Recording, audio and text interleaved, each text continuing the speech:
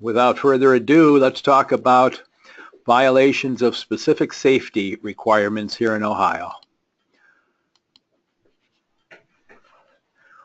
We have had such a creature in Ohio since 1923, believe it or not, when the state amended its constitution to give the Industrial Commission the authority to determine whether or not an injury, a disease, or a death in the workplace was caused by an employer's failure to comply with a safety requirement. And that constitutional provision also provided that if the commission, at that time the board, determined that yes, the safety violation did cause the injury or the disease or the death, then the commission was given the constitutional authority to impose a penalty, and it is a penalty as to the employer, in the amount of not less than 15 nor more than 50% of the maximum compensation for the date of injury. So that's the constitutional provision, and like I say, it's been around since 1923. Sometime thereafter, the Bureau, through its safety department, now known as the Safety and Hygiene Department, drafted a number of safety codes, and I am placing them on the screen as we speak. Each safety code, as you can see, covers a particular industrial process or industry. If you're a steel mill, the steel mill code 1.9 applies to you. If you are a construction company building new apartments or working on the ProMedica structure downtown Toledo, you would be, in all probability, subject to the construction code. If you look at the codes, though, there is a code called All Workshops and Factories. It's sort of a catch-all provision. And all of the other specific codes dealing with specific industries are really merely supplemental to the workshops and factories, which means if you're producing tires and you're subject to the rubber and plastic industry code, and if you complied with all of the safety requirements in a particular claim, doesn't necessarily mean you can escape from VSSR liability, because you would then also be subject to complying with the provisions and requirements in the workshops and factories code, if in fact there were additional ones and they were not inconsistent with the requirements in the more specific code dealing with the rubber industry. So the specific codes dealing with specific industries supplement workshops and factories. If you comply with the provisions in the specific code dealing with your particular industry, you may still be liable for a violation of a code in the workshops and factories. If the requirements are inconsistent between, say, between 5 and 13, 13 trumps 5. Another important thing that I think you need to remember about all of these codes, there is a grandfather clause in the scope provision of each one of these codes. And that grandfather clause reads pretty much identical in each code. And it says that deals with installations and constructions built or contracted prior to the effective date of any requirement is deemed to comply with the present requirement if the installation and construction complied with the requirement in effect at the time of the construction. What does all that mean? Simply means this. If you have a conveyor line in your plant, if you have a mechanical power press installed in your plant, the date of installation, depending on when that date would be, will be the point in time when the safety requirements will be examined. And if that piece of equipment, that installation, met the requirements when it was installed, you are not in violation. Even though the requirements when the injury occurred may indicate a violation, you get grandfathered in, and you would not be subject to any liability for a violation of a specific safety requirement. Obviously, it sort of goes without saying, but it's important to note, the grandfather clause does not apply to anything other than installations or constructions. So if you have an old tow motor in the plant, or a coil tractor, or a power truck of some kind, and you've been utilizing it for years, you do not get the benefit of the grandfather clause. That piece of equipment, that motorized vehicle, must comply with the requirement in effect at the time that the injury occurred. The safety requirements, really, there have been several major revisions, and as you can imagine, as time goes by, the safety requirements become more numerous and also more restrictive as to employers. 1951, 1964, 1977, and 1986 were the major revisions. So if you have a mechanical power press in your plant and it was installed in 1968, you're probably subject to a much more lenient safety code than you are today. So again, it's a point to remember, and the grandfather clause and the date of installation is very important in some of these claims. So, as I indicated, the Constitution establishing establishing VSSR liability and giving the Industrial Commission the authority to determine whether an injury or a death or a disease resulted from an employer's violation. That's been in existence since 1923. There has never been any statutory law addressing violations of specific safety requirements. So what we know is through the case law in Ohio, and the cases started becoming quite numerous in the 60s and 70s. And if you read enough cases and you handle enough of these types of claims, there are certain legal principles that apply and that you need to know in order to assess the potential liability you might have when one of your injured employees files an application. The first issue is that your activity must fall within the coverage of a particular code. Now, we talked about construction codes, we talked about the workshops and factories. The construction code applies only to those employers whose principal business is construction. Demolition, excavation, building, repairing of structures. If you're doing such activity, but your employer's business is not principally in the construction functioning, you are not subject to the IC3 code for construction. Another example is the workshops and factories.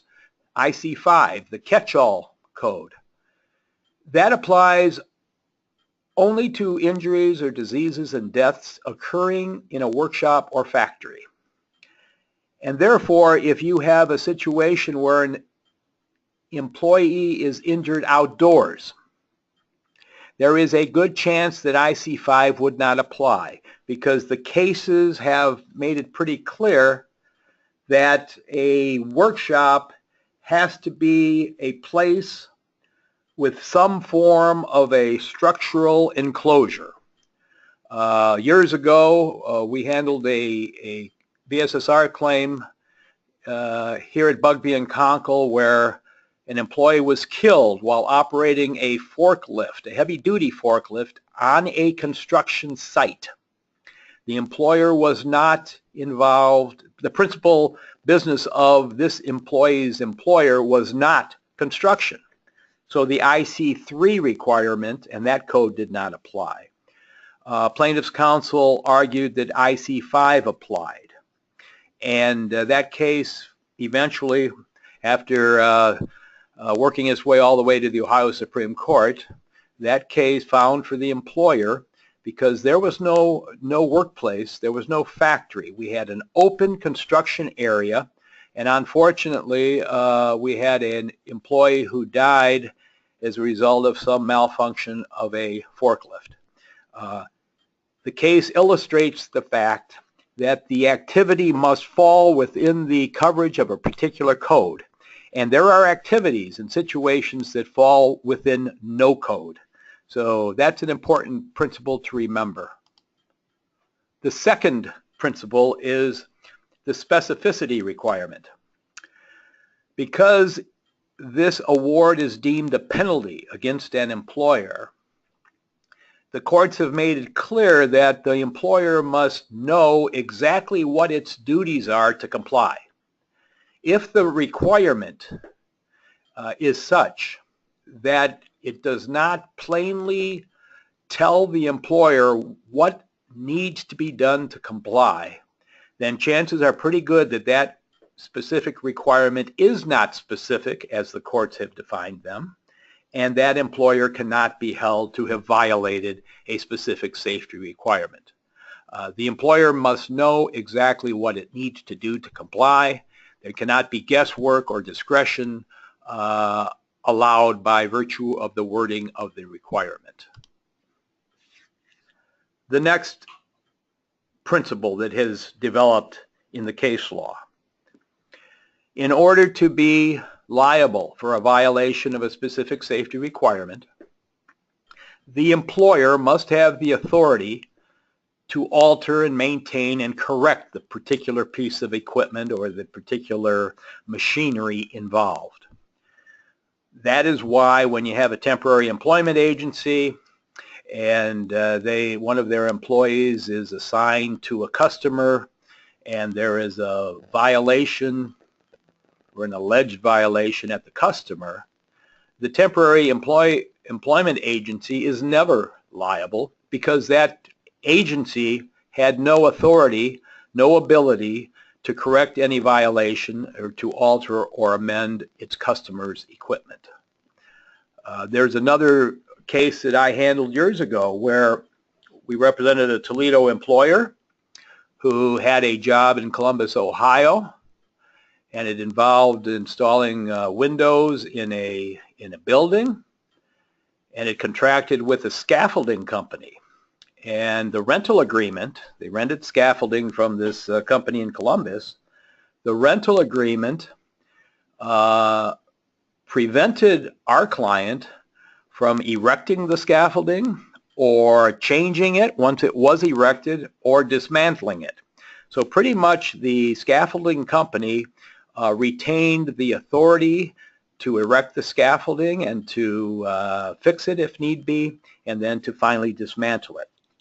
Well, lo and behold, one of our client's employees fell from the scaffolding, sustained serious injuries, and then filed an application alleging a VSSR. And they filed that application against our client, being the employer. We defended it on the basis that because of the rental agreement for the scaffolding, our client had no authority to alter or correct the scaffolding, and the courts agreed with that position. So again, the authority to alter or correct the particular machinery or equipment is essential before an employer can be held liable for violating a safety requirement. The next item, proximate cause. An employer can violate a number of specific safety requirements and still not be liable for the penalty provided by the Constitution if any violation did not cause the injury or the death. There is a requirement that the violation cause the injury. And so if you have somebody working on a conveyor line and gets caught in rollers, dual rollers, and gets caught for some reason unrelated to the lack of a guard, even though there was a violation, there is no basis for an additional award, simply because there is no showing that the violation caused the injury. So proximate cause is essential before an employer can be held liable. Then there's a doctrine developed over the years about an employee's unilateral negligence. If an employer complies with the safety requirements that apply to it, and an employee unilaterally, without the knowledge of the employer, removes a guard or tries to short-circuit some safety device or whatever else you could dream of, and an injury occurs because of that, the employer is not liable.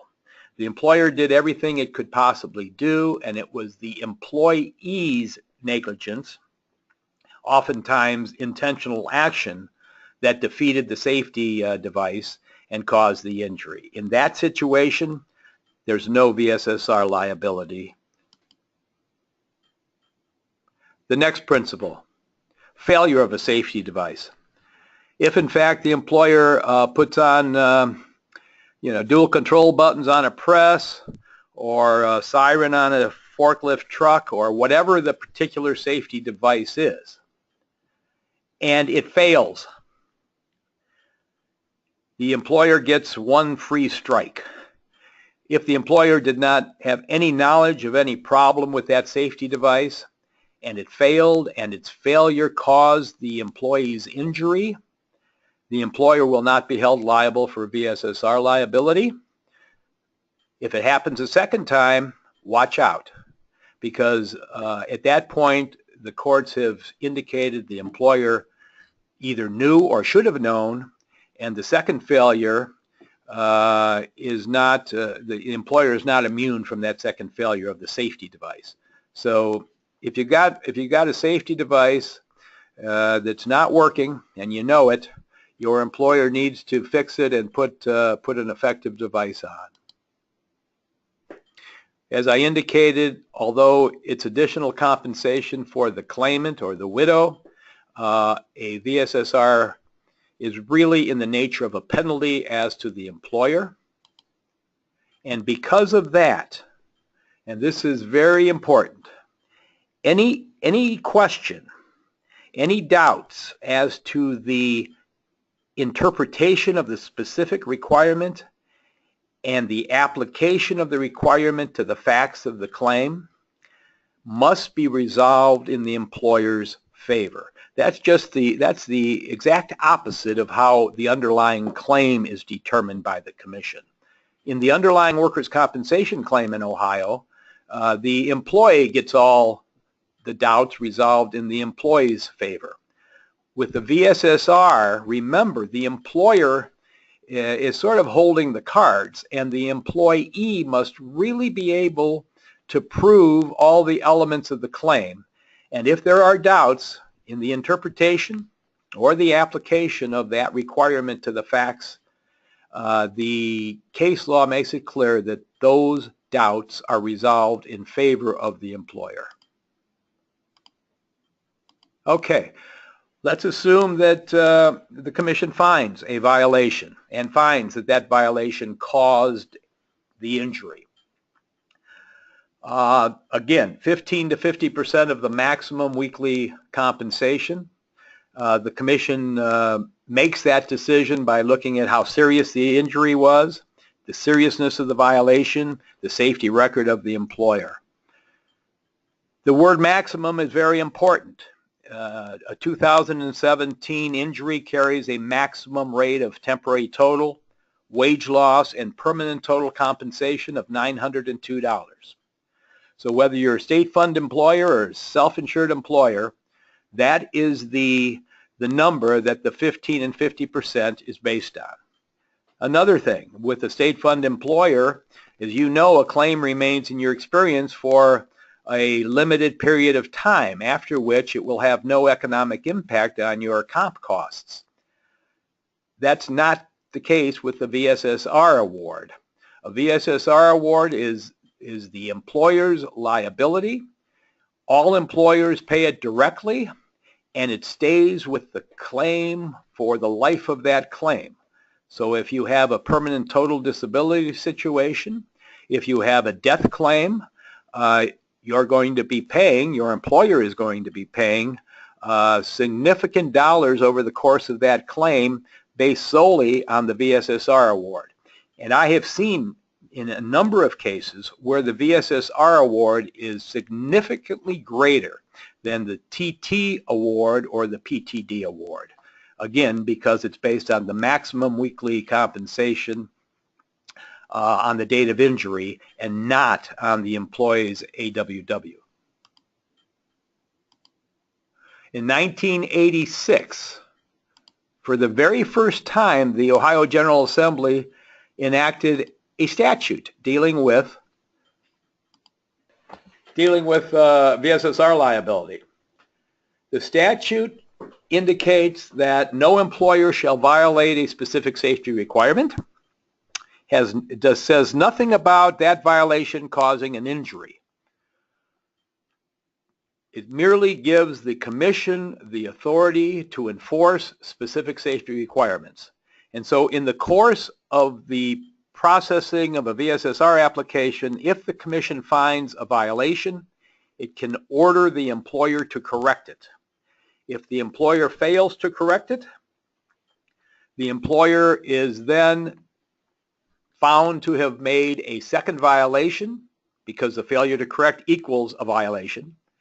And if an employer has two violations within 24 months, it is subject to a civil penalty payable to the Bureau in the sum of $50,000, up to $50,000 for each violation. And in determining the amount of the fine, the commission looks at such things as the size of the employer, its earnings, its assets, the number of employees it has. And so, very expensive.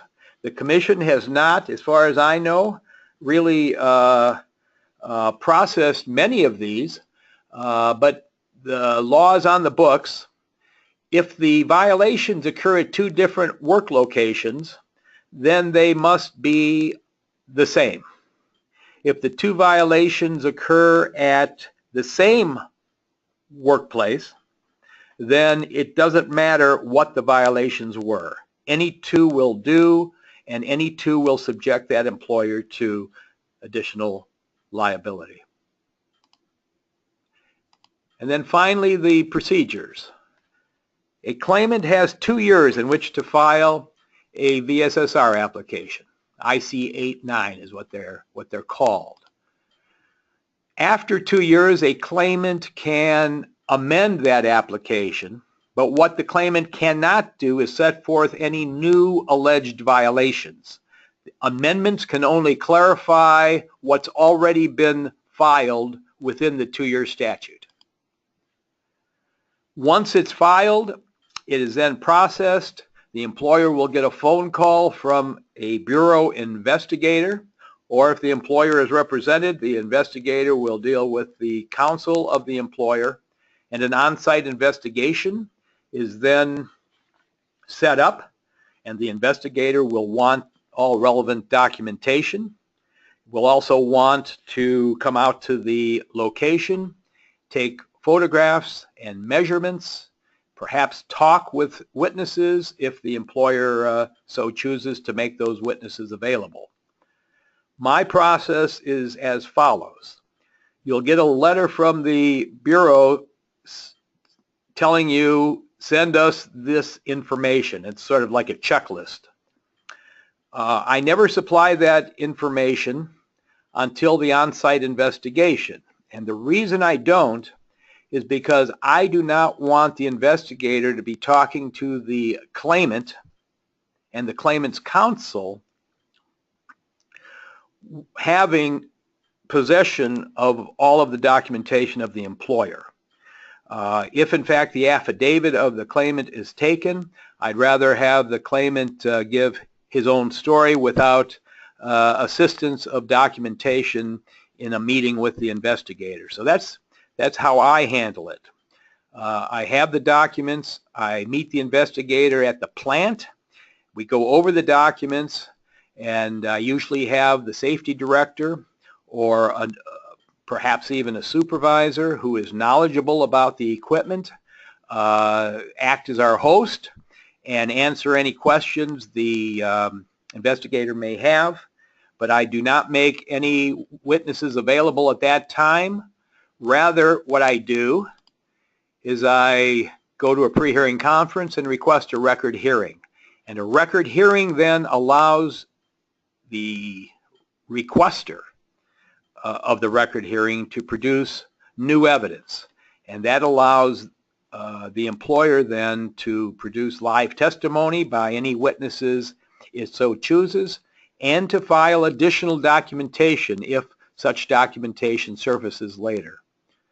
If there's any type of third-party action pending, the VSSR will be held in abeyance if the parties agree. A decision's rendered on the VSSR, and then there's a rehearing provision. You have to file for a rehearing within 30 days to preserve your right to challenge any commission order, and that challenge is through mandamus. And settlement, it's a rather simple topic, but not necessarily so. The commission, you can settle a VSSR at any time. The commission wants them settled prior to the merit hearing. And settlements are approved by the commission. And but for one instance, I've never had a settlement not approved. And in that one instance, there is litigation pending now in Columbus challenging the commission's authority to review and either approve or disapprove a settlement of a VSSR, simply because there's no statutory authority for the commission to do that. I think we're done. Thank you very much for listening. Hopefully you learned a few things, and according to the list, I know most everybody on the list. So hopefully if you've got any questions or want to talk further, just give me a call or shoot me an email or something if you've got a particular situation. But these can get expensive, and generally when you have a serious injury or a death and there's some piece of equipment involved, some piece of machinery, chances are pretty good that if the claimant is represented by counsel, there will be filed an application alleging that the employer violated a specific safety requirement. It's just the way of the world now. And you need to look at it closely because it gets expensive. But again, everything with the VSSR must be resolved in the employer's favor when there's questions. So keep that in mind in defending these. Thank you very much. Have a good afternoon.